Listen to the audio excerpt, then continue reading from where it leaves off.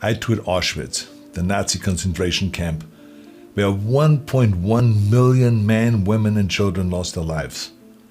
You know, after a trip to Auschwitz, you would never question why. Never again is the rallying cry of all of the people who fight to prevent another Holocaust. You will never question that.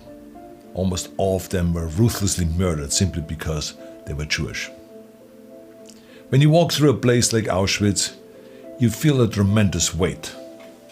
There are reminders everywhere of the horrors that happened there.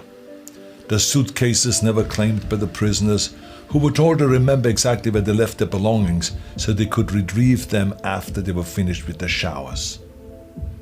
The shoes and the gold teeth and the hair that were taken from the murdered to be reused by the murderers to fund their evil. The logbooks with thousands of names crossed out as if a cruel accountant only measured death. The gas chambers with scratches on the walls from the fingernails of people who tried to hold on to life.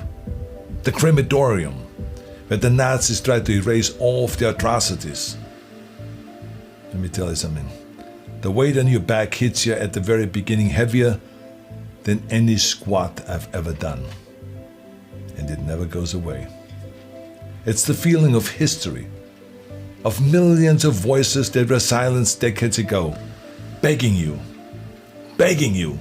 not to just look at their shoes, but to spend a few hours in them, to imagine you were there. Because once you imagined that you arrived on that train, and you were sorted into those lines, and you smelled the smoke that didn't smell like any wood you've ever burned before, and you never saw your families coming out of those showers, and then you worked your butt off while getting almost nothing to eat, until you looked more like a ghost than a person. And then when you couldn't work anymore, and they considered you useless, they sent you to the showers too. Once you've spent the time to really think about all of those things, then your imagination has no choice but to start the real work. How do we stop this from ever happening again?